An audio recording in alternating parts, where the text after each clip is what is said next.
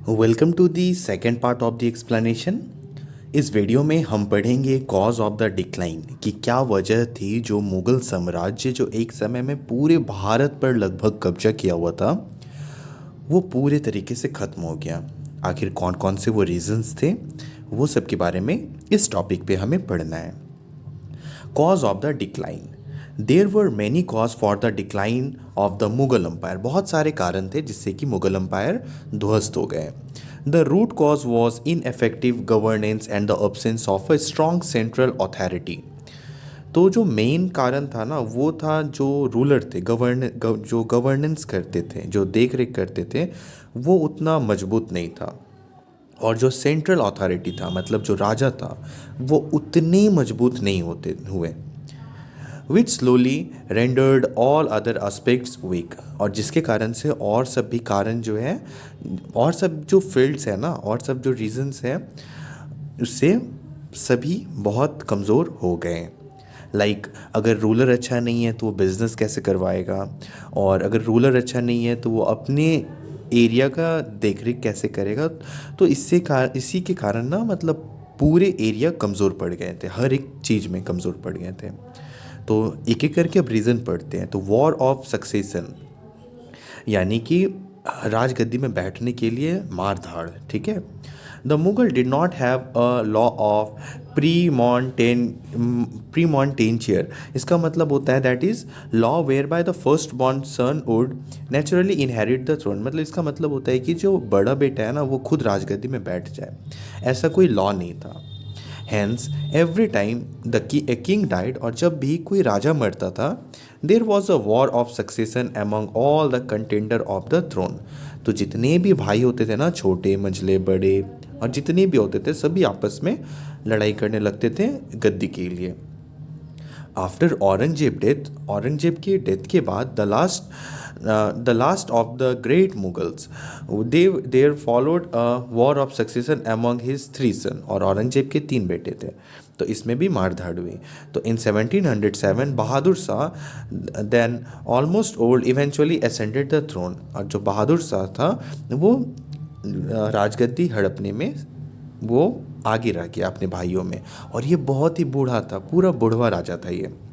Consequently, a weakened leadership could not check corruption and this ultimately led to the decline of the Mughal Empire। और अगर कोई राजा अगर बूढ़ा है तो वो कैसे अच्छे से एडमिनिस्ट्रेशन कर पाएगा, यानी कि देख रेख लोगों का हर एक चीज़ लॉ एंड ऑर्डर को मेंटेन कैसे करके रख पाएगा। तो यही कारण है ना कि मुगल एम्पायर डिक्लाइन हो रहा था। ठीक है, तो अभी हमने पढ़ा पहला reason war of the succession. दूसरा था इनसफिशिएंट सक्सेसर्स। दूसरा रीज़न है insufficient successors. Aurangzeb's successors were inefficient general who were not interested in military expansion or modernization. They could not check revolt of the nobles. None of them ruled for a considerable length of time to be able to consolidate their position. No efforts were made to establish a navy. तो जो औरंगजेब के बाद जो जितने भी rulers आए ना तो वो सभी बकलोल मतलब नहीं थे, स्ट्रॉन्ग राजा है, बहुत ही कमज़ोर राजा हुआ करते थे। ठीक है, और वो उनके पास इतनी दूरदर्श मतलब दूर तक नहीं देख पाते थे कि जो नोबल्स हैं यानी कि जो पढ़े लिखे लोग हैं वो रिवॉल्ट करवा रहे हैं लोगों के अंदर में, मतलब भड़का रहे हैं उनको, ये सारी चीज़ वो सब नहीं समझ पा रहे थे। और औरंगजेब के बाद जितने भी राजा आए ना सब बहुत कम दिनों के लिए राजा बने, बहुत कम दिनों के लिए। और इन सभी राजाओं ने कभी भी कोशिश नहीं की कि कोई एक नेवी इस्टेब्लिश किया जाए। नेवी यानी कि जो पानी वाले जो सिपाहियाँ होते हैं ना तो उन्हें कभी भी इस्टेब्लिश करने की ज़रूरत नहीं समझी इन्होंने। Failure of the mansabdari system. Second reason जो है डिक्लाइन होने का मुगल का वो है failure of the mansabdari system. Mansabdari का मतलब क्या होता है पहले मैं वो बता देता हूँ। ठीक है, मनसब मतलब होता है रैंक, ठीक, मनसब मतलब होता है रैंक, और दारी मतलब उसका जो काम करने के लिए जिसे मिलता है। तो this system of ranking was introduced by Akbar, तो मनसबदारी सिस्टम इंट्रोड्यूस किया गया था अकबर के द्वारा। Under this non hereditary system imperial officials were given rank on the basis of meritorious service। तो जितने पहले जो मेहनती होते थे ना उन्हें ये पोजीशन दिया जाता था, मतलब रैंक मिला जाता था, और ये नॉन हेरिडिटरी होते थे। नॉन हेरिडिटरी का मतलब ये होता है कि अगर कोई अच्छे रैंक का है तो ज़रूरी नहीं कि जब उसका डेथ होगा तो उस जगह पर उसके बेटे आकर बैठेंगे। अगर उसका बेटा को आकर बैठना होगा तो उसे पहले अच्छे से मतलब प्रूव करना होगा कि वो एक कैपेबल है। ठीक है। फिर है contingents with the noble of mixed groups, Mughal, Pathan, Hindustani and Rajput were form to weaken tribalism and proclamism. These contingent then became the backbone of the Mughal military organization and civil administration. It was an efficient and meritocratic system without any parallel in this world.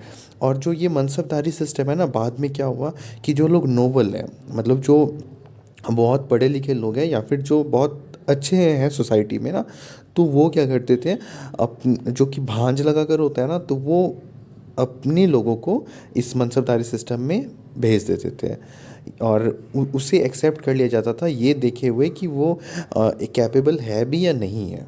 ठीक है। तो ऐसे बहुत सारे insufficient जो होते हैं ना वो चले गए थे mansabdar.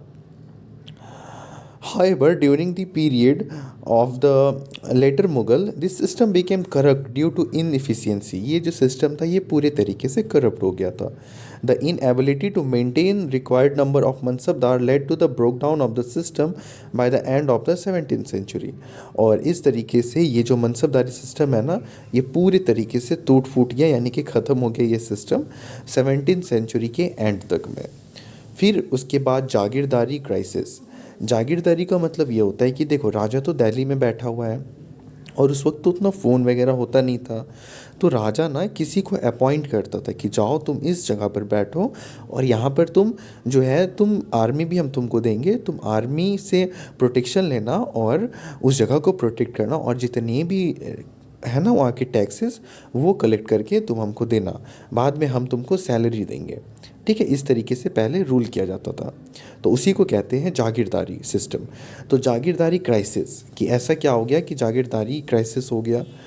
The Mughal officers were given jagirs in return for the service rendered, but with the scramble for profitable jagir there were very few jagir left by the end of the 17th century। और तो 17th सेंचुरी के and तक ना बहुत कम जागीर बचे थे। New officials had to be given jagir to, therefore crown lands were converted to Jagir lands। As a result, revenue decreased, so did the power of the emperor। और बाद में क्या हुआ कि जो जागीरदारी है ना, मतलब क्या होता था कि जागीरदारी को ना ऐसे गिफ्ट के रूप में ना थोड़ा सा लैंड दे दिया जाता था।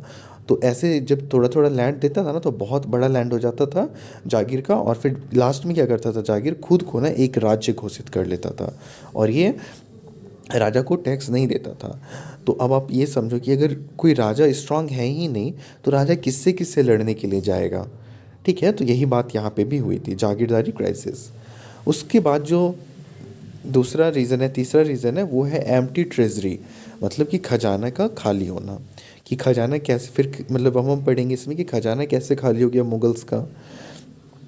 तो शाहजहाँ झील for construction had already depleted the treasure. तो शाहजहाँ का जो इच्छा था कि हम अपनी वाइफ के लिए एक ब्यूटीफुल सा महल बनाएंगे, मकबरा बनाएंगे, ताजमहल, तो उसको बनाने में ना आधा से ज़्यादा पैसे खर्च हो चुके थे। Aurangzeb long war in Deccan further drained it. और औरंगजेब जो कि एक बहुत ही सनकी सा राजा था, सनकी मतलब कि वो जो चाहता था ना कि हो जाए तो वो एकदम करके रहता था। और ये डेक्कन को जीतने के लिए, डेक्कन यानी कि इंडिया का जो नीचे वाला पार्ट है, उसे जीतने के लिए इसने बहुत कोशिश की। ये जीत नहीं पाया, लेकिन अब बार बार युद्ध कर रहा है तो उसके पैसे तो खर्च होंगे ना, तो इसके सारे जो खजाने हैं ना वो खर्च हो चुके थे। More over Many regional state, princely state and जमींदार stopped paying revenue to the empire। और मैंने बताया ना, जो जागीरदार होते थे वो टैक्स देते थे राजा को। बट अगर राजा ही बकलोल बैठ गया ना, तो ये सब क्या करते थे कि अपने आप को खुद ही राजा घोषित कर लेते थे, और वो उस राजा को फिर टैक्स देने से इनकार कर देते थे।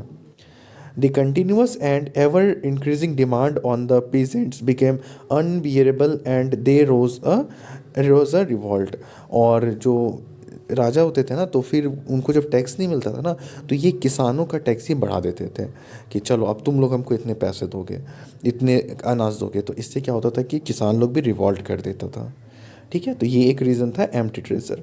अब हम देखेंगे फॉरेन इन्वेजन्स, यानी कि विदेशी आक्रमण। विदेशी आक्रमण भी एक बहुत बड़ा कारण था जिससे कि मुग़ल अम्पायर जो है वो डिक्लाइन हो गया। Invasion of Nadir Shah, Ahmad Shah Abdali not only weakened the empire financially but also shook its stability। तो दो कुछ ऐसे राजा थे जो कि जब इंडिया पे उसने अटैक किया तो उसने सिर्फ फाइनेंशियली नहीं तोड़ा, उसने पूरे स्टेबिलिटी ख़त्म कर दिए थे। चलिए अब हम देखते हैं नादिर शाह इन्वेजन, यानी कि नादिर शाह जब भारत पर आक्रमण किए तो इसने क्या क्या किया। नादिर शाह ना एक पर्शियन रूलर थे। पर्शियन मतलब आज के ज़माने में जो ईरान है ना, वहाँ के रूलर हुआ करते थे। Nadir Shah the ruler of Persia attacked Punjab in 1739। 1739 में इसने पंजाब पर अटैक किया। The Mughal army was easily defeated by Nadir Shah, और उस वक्त मुग़ल बहुत कमज़ोर हो चुकी थी। तो जब नादिर शाह अटैक किया ना, तो इसने बहुत ही आसानी से मुग़ल की आर्मी को हरा दिया। And he March towards Delhi, और इसने पंजाब के रास्ते से घुसा और फिर वो दिल्ली में जाकर दिल्ली की तरफ मार्च करने लगे, मतलब दिल्ली की तरफ बढ़ गए। Such was the furiosity of his attack, और इतना भयानक वो अटैक किए थे Nadir Shah, that thousand of people were killed and Delhi look distressed for days. मतलब जो रास्ते में मिलते थे ना, मतलब विरोध करते हुए, उन्हें काट डालते थे ये नादिर शाह। मतलब बहुत ही क्रूरता से और ख़तरनाक तरीके से इतना डर का माहौल बना के अटैक किया ना कि पूरा दिल्ली हिल गया था, और कुछ दिनों तक दिल्ली के जो लोग हैं वो घर से बाहर नहीं निकले थे। Were killed and Delhi looked distressed for days. It also lost its grandeur and glory, और सारा इज्जत सब कुछ खत्म। नादिर शाह टुक away the renowned Kohinoor diamond, और जो कोहिनूर हीरा था, जो कि सबसे प्रीसियस हीरा माना जाता है, अभी आज के ज़माने में ये हीरा इंग्लैंड के महारानी के पास है। ठीक है, तो नादिर शाह जो है ना, ये हीरा को, कोहिनूर हीरा को लूट लिया। Said to be the biggest and most precious in the world, सबसे महंगा हीरा था ये। गिफ्टेड, और ये हीरा जो है ना, हुमायूं को गिफ्ट मिला था ग्वालियर के राजा से, by the raja of the Gwalior. He also took away the peacock throne, और मयूर सिंहासन, एक बहुत ही ब्यूटीफुल सा सिंहासन था मयूर सिंहासन, उसको भी उठा के लेके नादिर शाह जाने लगे। After the invasion of Nadir Shah the Mughal empire shrunk in size rapidly, जो साइज़ था मुग़ल अम्पायर का वो पूरा घट गया। The Marathas rose to power under Peshwa, और मराठा के जो राजा होते थे उन्हें पेशवा कहा जाता था। तो पेशवा के नेतृत्व में ना बहुत ज़्यादा मराठा फैल रहे थे इंडिया में, पूरा बढ़ रहा था। The whole of the central India was under their control and their influence extended up to Delhi, और दिल्ली तक मराठा का अब असर जो है वो फैल रहा था, किंगडम फैल रहा था। The nawab of Awadh and Bengal ruled like independent ruler, और अवध यानी कि आज के ज़माने में जो लखनऊ है ना, और बंगाल यानी कि बांग्लादेश और वेस्ट बंगाल अपना मिला के, वहाँ पर जो रूलर था ना वो इंडिपेंडेंट थे, मतलब वो किसी के अधीन नहीं थे वो राजा। The Rohillas has establish the independent state of Rohilkhand, Rohilkhand में रोहिलाज था। The Sikh has also grown very powerful in Punjab, और सिख भी पावरफुल था अपनी जगह में पंजाब पे। इन द साउथ चीन कुलीज खान, ठीक है, चीन Qilich Khan had established a state of Hyderabad, Hyderabad के भी एक इंडिपेंडेंट रूलर थे जिनका नाम था Chin Qilich Khan. The later Mughals like Ahmad Shah Alamgir II and their successors did not have much power and controlled only a small area around the Delhi.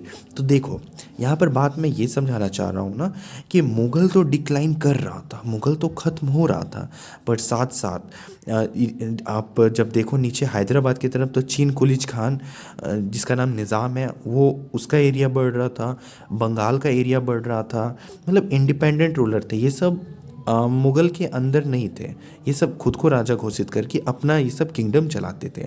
Awadh यानी कि आज के ज़माने में जो लखनऊ है वो वाला एरिया, और फिर इधर पंजाब, ठीक है, पंजाब और सिंध, पाकिस्तान में अभी सिंध, तो पंजाब और सिंध के एरिया में जो था वो पंजाबी रूलर सब अच्छे से रूल कर रहे थे, इंडिपेंडेंटली रूल कर रहे थे। और पेशवा मराठा ये पूरे भारत में भी फैल रहे थे, और जब ये सब फैल रहे थे तो जो मुगल्स थे ना वो थोड़ा थोड़ा कर करके उसका एरिया कम होते जा रहा था। समझ रहे हो ना? चलो अब नेक्स्ट देखता हूँ क्या रीज़न था डिक्लाइन ऑफ द मुगल का। तो वो था challenges from the regional powers, कि चैलेंजेस रीजनल पावर का जो चैलेंजेस था। द वेरियस ग्रुप ऑफ जमींदार प्रिंसले स्टेट, प्रिंसले रूलर्स मतलब होता है कि मतलब जो राजा खुद को मुगल से काट के खुद राजा घोषित कर लिए हैं, तो उसी को बोलते हैं princely rulers. And other nobles had slowly become powerful and gain recognisation during the Mughal rule. और ये सब खुद हट गए मुगल से और खुद स्ट्रांगली मेहनत करके ये सभी खुद का पहचान बना लिए अब। The joint stock company of English traders had also become powerful, all of them now began to assert their independence. और अभी आप देखो भारत में क्या हो रहा था, मुगल ख़त्म हो रहा था, मराठा बढ़ रहा था, निज़ाम का एरिया यानी कि हैदराबाद का एरिया बढ़ रहा था, फिर मतलब मराठा हो गया, फिर बंगाल में बढ़ रहा था, अवध में भी बढ़ रहा था एरिया, और इधर ना अब अंग्रेज भी एंट्री मार चुके थे। अंग्रेज भी अब धीरे धीरे अपना फैक्ट्री वगैरह सेटअप कर रहे थे इंडिया में। तो अब आपको यहाँ से इंडिया का मैप जो है वो आई होप समझ आ रहा होगा कि किस पोजीशन में था इंडिया, क्या हालत चल रहे थे उस वक्त इंडिया में। अब जो हम ये देख लिए कि क्या पोजीशन था इंडिया का और क्या क्या वजह थी जिसकी वजह से मुग़ल का जो साम्राज्य था इतना बड़ा वो सिकुड़ कर एक छोटे से एरिया तक सीमित रह गया, तो हमने रीजंस देख लिया। ठीक है, अब हम देखते हैं rise of the independent states की, जो खुद का जो राजा घोषित करके जो राइज किया ना स्टेट्स, तो उन लोगों के बारे में भी पढ़ना ज़रूरी है। तो अब हम इसे पढ़ते हैं। What do the word independent state imply? Independent state का क्या मतलब होता है? They mean that the governors of state such as Bengal और Hyderabad did not want to abide by the order issued by the Mughal emperor at Delhi. तो independent state का यही मतलब है कि मुगल वहाँ से चिल्ला चिल्ला के कुछ बोले, हमको ध्यान नहीं देना है, हमको अपना रहना है। It could also mean that the governor would not pass on the revenue collected at the end of the Mughal emperor, as he was too weak to demand his share of the revenue।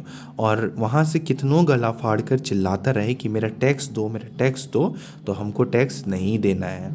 ठीक है, independent state का यही मतलब है। The Mughal Empire was steadily declining since the time of Muhammad Shah and was confined to Delhi and its surrounding areas। और मुग़ल जो था वो पूरे तरीके से ऑलमोस्ट ख़त्म हो चुका था मोहम्मद शाह के टाइम तक, और एक छोटे से एरिया दिल्ली और उसके आसपास के एरिया तक ही सीमित रह गया था, और बाकी पूरे भारत में नए नए रूलर्स आ गए थे, independent rulers. I hope independent rulers का मतलब आपको क्लियर हो गया होगा। तो चलो अब हम देखते हैं बंगाल। ठीक है, वहाँ से आपको हम सारा चीज़ अब बताते हैं। Look at this map properly. ठीक है, देखो ये तो आज का भारत का मैप है ना, बट देखो जो सबसे पहले हम लोग बंगाल पढ़ रहे हैं ना, तो बंगाल में ये जो पूरा बांग्लादेश है और ये जो वेस्ट बंगाल है ये पूरे ऐड करके पढ़ेंगे। ठीक है, क्योंकि ये पूरे पहले भारत में था, बांग्लादेश भी पहले भारत का ही पार्ट था। ओके ना, तो अब हम यहाँ के रूलर के बारे में पढ़ रहे हैं। ठीक है, इस यहाँ के रूलर का नाम है मुर्शिद Quli Khan. Bengal, Murshid Quli Khan was diwan of Bengal under Aurangzeb. तो ये ना दीवान था, यानी कि ये पैसे वैसे कलेक्ट करता था औरंगजेब जब था ना तो उसके अंदर। बाद में ये खुद अपना रूल अपना एक नया किंगडम बना लिया। तो Murshid Quli Khan was the diwan of Bengal under Aurangzeb. देखो ये सारे जितने नाम है ना, मुर्शिद कुली खान या फिर जो भी, तो ये सबको आप अपने माइंड में रखना, क्योंकि आगे हम लोग जब पढ़ेंगे ना नेक्स्ट चैप्टर, तो ये सब आएंगे। तो इनका नाम अगर हम पढ़े रहेंगे तो हमें समझ में आएगा अच्छे से। तो Murshid Quli Khan was the diwan of Bengal under Aurangzeb. Farrukhsiyar appointed him as the subedar और the governor of Bengal in 1770। तो फर्रुखसियर एक राजा थे मुगल के, तो उसने मुर्शिद कुली खान को सूबेदार बना दिया, यानी कि गवर्नर बना दिया बंगाल का 1717 में। Taking advantage of the weakness of the emperor, he soon became almost an independent ruler. He shifted the capital from Dhaka to Murshidabad, Bengal. One of the richest province of the Mughal Empire, was the first province to be conquered politically by the British. Later, Sirajud-Daulah, the grandson of Alivardi Khan, tried to restrict the England but failed and was badly defeated in the Battle of Plassey in 1757. तो battle of Plassey क्या है, ये सब कुछ नहीं ध्यान देना है आपको, बस आप इतना ध्यान दो कि सिराजुद्दौला जो था ये बंगाल का गवर्नर था, मतलब किंग था वहाँ का, ठीक है। और इसने ढाका से मुर्शिदाबाद अपना कैपिटल किया। बस इतना सा बात आप याद रखो। ये जो बैटल ऑफ प्लासी है, इसे मैं इसलिए बोल रहा हूँ अभी नहीं पढ़ना है, क्योंकि ये सारी चीज़ें हमें बाद में नेक्स्ट चैप्टर में पढ़ना है, तो अभी डिस्कस करके क्या करना। चलो बंगाल हो गया, अब बारी है हैदराबाद की। तो मैं हैदराबाद का पहले आपको बता देता हूँ कि हैदराबाद है कहाँ हमारे इंडिया में। तो अभी हमने देखा यहाँ पे बांग्लादेश और यहाँ वेस्ट बंगाल, ये वाले एरिया देखा। इसका जो राजा का नाम था वो था मुर्शिद कुली खान। अब आप नीचे देखो, यहाँ तेलंगाना का जो कैपिटल है Hyderabad.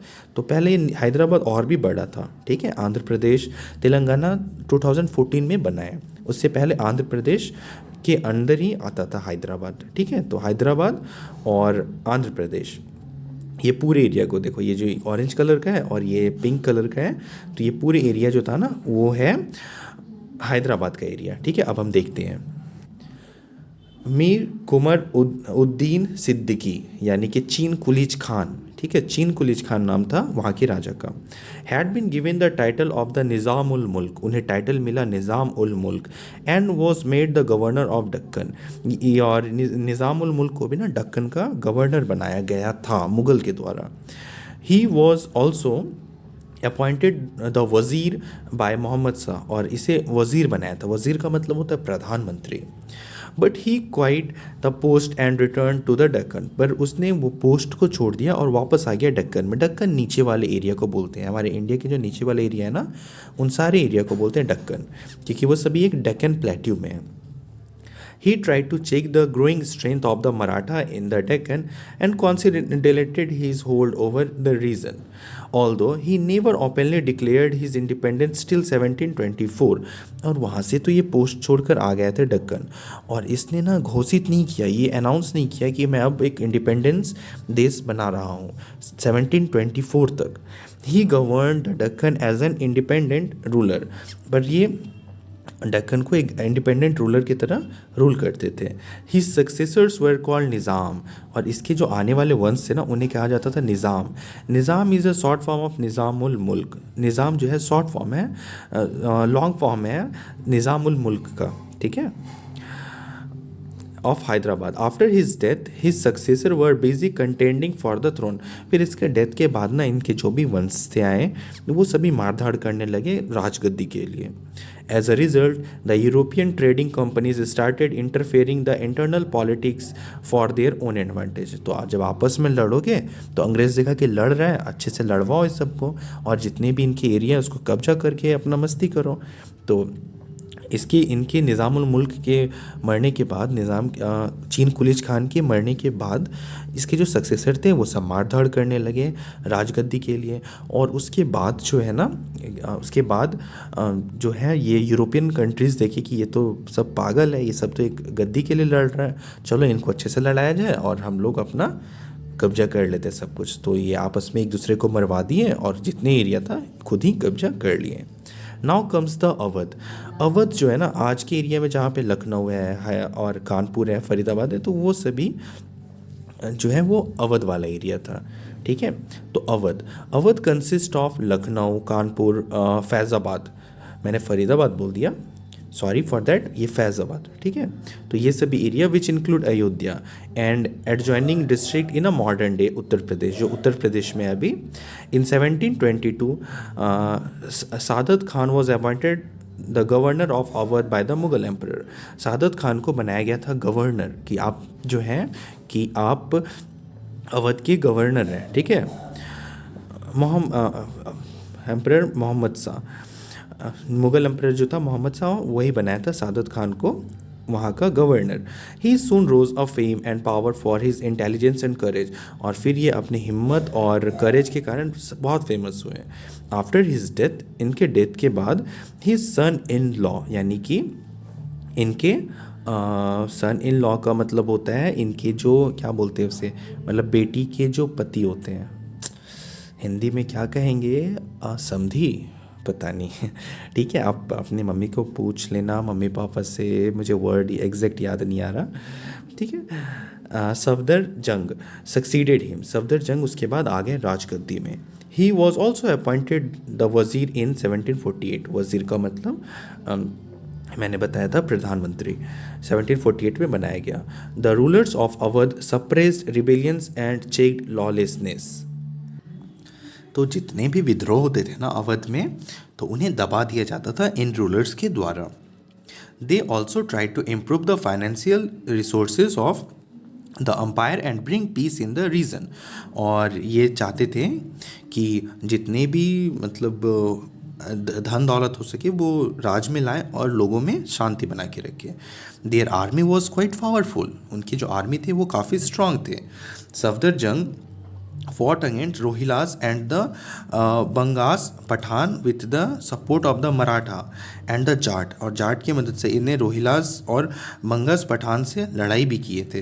Under him there was a long period of peace and prosperity, और जब तक ये सफदर जंग राजा थे ना अवध के, तब तक बहुत दिनों तक पीस, शांति थी पूरे साम्राज्य में, यानी कि अवध में।